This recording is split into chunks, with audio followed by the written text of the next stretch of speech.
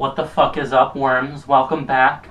We're bringing this format back. You're probably not going to see my eyes most of the video.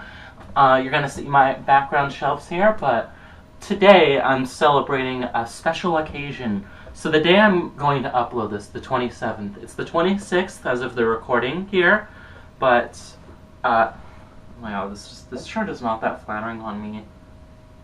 Disregard that, though.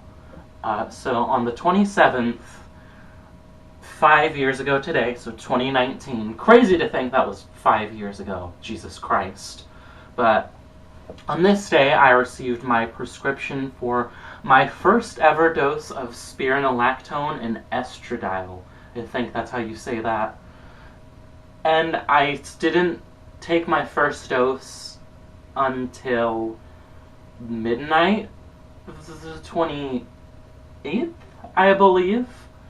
I couldn't be bothered to fact check right now, so for all intents and purposes, we're gonna say the 27th is my tranniversary, my 5-year tranniversary. Now, I can't fucking believe it's been 5 years. I'm gonna be completely honest. Does not really feel like it's been 5 years.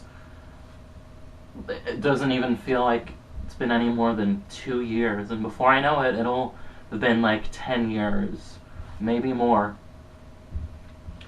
So I thought I'd do a little something where I reflect back on how it's been this past 5 years and all that. Now, 5 years ago, I wasn't doing videos like these. I don't even know if I was uploading videos except that gem of a video, the annoying orange one I made, which is still up. I don't know if I can recommend you watch it, though.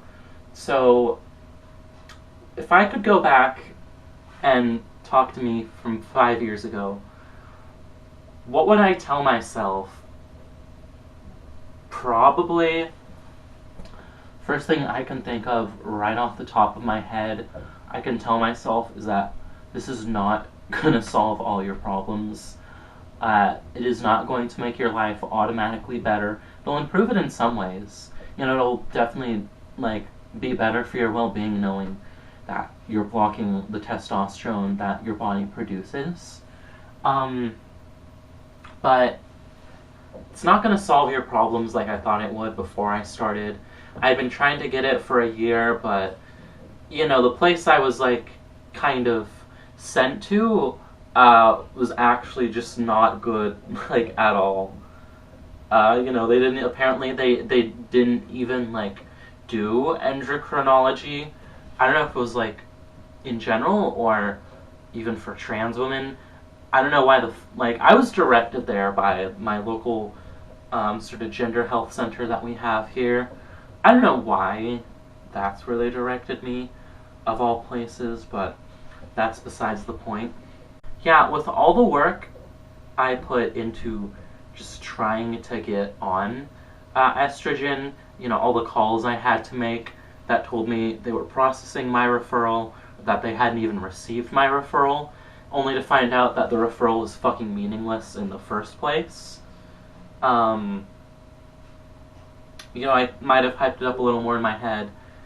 Maybe it didn't help that all the trannies I were talking to, we were talking about it like it was the best thing to happen to them ever. And, in a lot of ways, I do think that starting it was kind of the best thing that happened to me, but it didn't make my life perfect.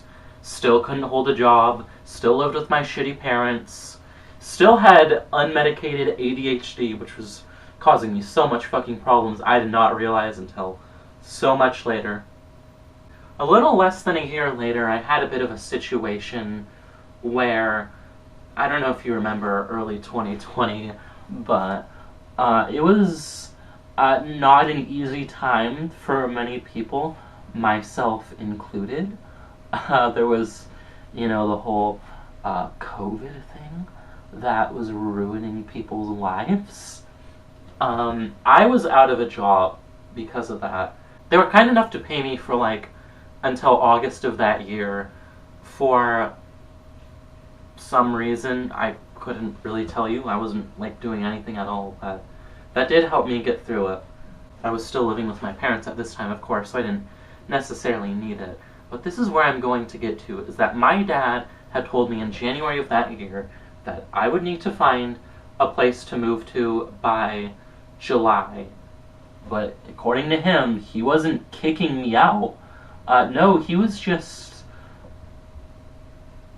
Yeah, there's no fucking way around it. He was trying to... he wanted to fucking kick me out. I was not in a place where I felt I would be safe if I got a new job. It was early in the pandemic. I don't think many people really were at the time. Call me privileged, I guess, because, yeah, there were people still working during that time, and thank God that wasn't me, I guess. I think he just kind of refused to believe this.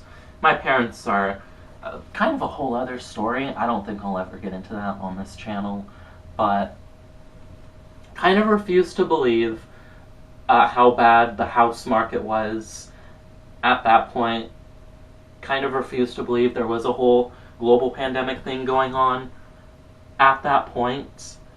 So he didn't call it off when, everyone was, quarantining. I still had to fucking get out by that point. Let me tell you, those last few months were, honestly, I think some of the worst I had ever been through in terms of transitioning, I guess. So, 2019, I figured out I was trans already. I hadn't gone on hormones yet. It took me a while, as I mentioned earlier. But whenever I could, I would get out of the house. I would find things to do. And essentially, I would use that as an excuse to, wear some, girl clothes. And by girl clothes, I mean really, really, shitty fucking Amazon dresses that did not fit me. People thought they were cute. I think they were being too nice, because they did not look that good on me. I look back at a lot of what I was wearing then, and all I can think was, girl, what are you doing?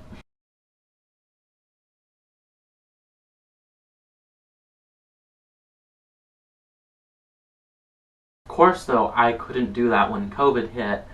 Nothing was happening, everything I wanted to go was being smart about it. They didn't hold any events during that time, understandably enough, so that left me in a position where I couldn't leave the house, which also meant I had nowhere I could go where I could present as me, and I sure as fuck was not, comfortable or safe presenting femme around my parents at all. So, until I got out of my parents' house, when I was able to make it to, a shelter, it was just kind of, a miserable-ass experience. It's like I was effectively trapped as someone that I was not and did not want to be. And the second I got out of my parents' house, I never looked back. I haven't really had a proper conversation with my mom in 5 years. Spoke with my dad once since then, and that was to get the rest of the stuff back that I had left there once I'd moved into my last place last year. But for the most part, I haven't really looked back at all. I think for me, transitioning kind of represents, I guess, just kind of growing into myself, becoming the person I am now. The person I was before was a lot of things I'm not really proud of. I was painfully insecure about everything I did or liked. I was anxious. I was miserable and depressed. I didn't take very good care of myself, a lot of the time. Didn't really have any desire to. I didn't really enjoy doing anything. And I didn't bother going out of my comfort zone a lot of the time. From what some of the people I knew from that time have told me, I wasn't a very fun person to be around a lot of the time. This isn't to say that I no longer struggle with depression or anxiety or even insecurity at times. It's under wraps a lot more now than it ever was 5 years ago. And maybe it was because I transitioned that I became comfortable enough with myself that I could do that. Or maybe it's another thing entirely, but I think to me that's what it really represents more than anything. I'm no longer that sad fucking boy. I'm the baddest fucking bitch alive, motherfucker. You worms better fucking kneel before me, bitch. I've realized these videos don't get very many views, and that's fine. But I hope at some point, I can form enough of an audience that I've carved. I hope one of these days I'll carve out enough of a niche that people, might come to me because they were like I was years ago, sad, lonely, confused, needed someone who's trans to kind of look up to, I guess. It was Hazel's Hibari video specifically I would rewatch again and again and again because there was something comforting to me about that video.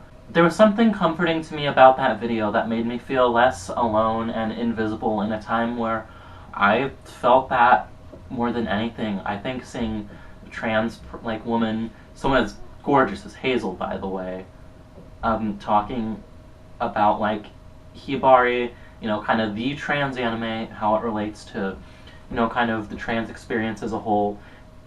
It made it a little easier for me, and I really hope that at some point, I myself can be that for other people. I can be that kind of beacon for all those baby trans girls who need someone to kind of aspire to be, which is fucking crazy to think about, because I was in that position myself not that long ago, watching ContraPoints and, all that, just wanting to be as beautiful as, as they were.